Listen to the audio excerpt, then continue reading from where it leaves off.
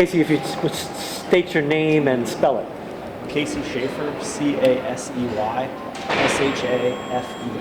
And Casey, first of all, obviously this has been a huge part of your life for the last month. Can you walk us through what this experience has been like for you? I mean, it's eye-opening when you see how much goes into our judicial system and the process and the things that we are allowed to see and not allowed to see. That's just been really amazing to really be a part of that experience. What was the most damning evidence against this defendant? He had a lot of damning evidence. It was really like 9 key factors that we narrowed it down to, and 4 really stuck. The other ones, we described it as layers of a cake. So you have this cake that you're building, and of those 9 layers, if you got all 9 layers, it was a giant cake. It was like a wedding cake. But we basically knew that the just part, we needed the cake in order to convict. What were the 4 layers and what led to the 9 layers?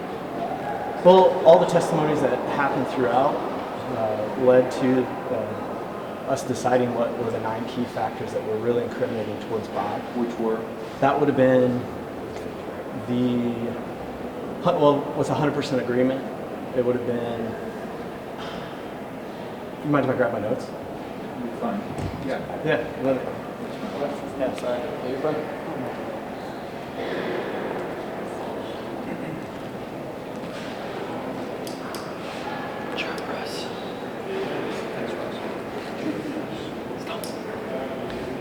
So, having the DNA evidence on the door and the van, that was a big key factor.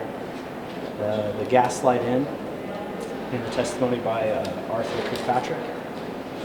Being able to have the visual video of that, to see that, and have him really say that Bob was the person asking the questions.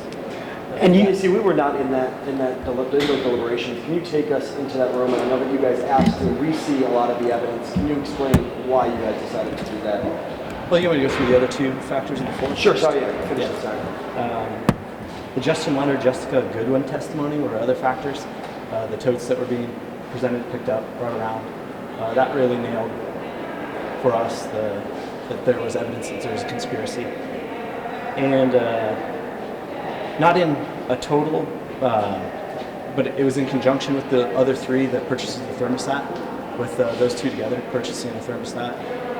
You combine those factors, those were definitive things that happened and led to the conspiracy. How shocking was the greed? How easy or difficult was it to make this decision? It was pretty difficult to have everybody really sit down. You want to take things like this very lightly. So everyone really had to hash out and answer all the questions that we really needed to get down to the legal element of it. What legally made this a criminal act. Are there specific charges that you guys had to discuss more on as opposed to all the other charges? No. The charges were, if he committed the act, then basically meant that he did everything else. Did you want to hear from Bob Leonard? We would have liked to. We would have really liked to. How shocking was the greed that someone would blow up this neighborhood just to get a few dollars? For us, it wasn't so much the shock factor. We needed to take all the evidence into consideration. So you had to take that element out and really look and say, was he guilty or not?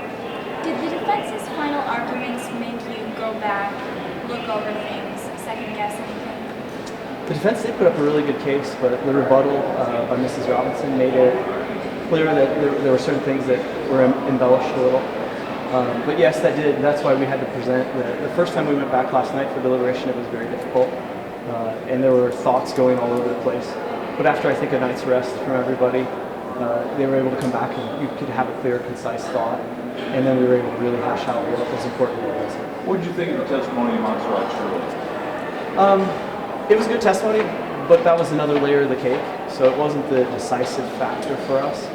There were other evidence in place that it just corroborated extra. Did you find her believable, or do you think she had an ulterior motive to testify? I'll probably say no comment on that one. Why are you talking to us? Do you think it's good, our jury system is good and strong, and that we should be confident if we ever have to go for people like you? That's exactly why we wanted to talk to you. We wanted to tell you about this experience. It was a very long experience, and for most of us, it was the first time.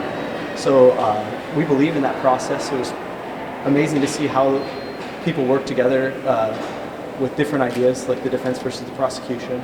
It was amazing to see this system in action and for us to make that choice. Overall, we felt it was important for the people that were affected by this to understand why we came to our conclusions. And you got it right? We believe we did. Casey, thank you.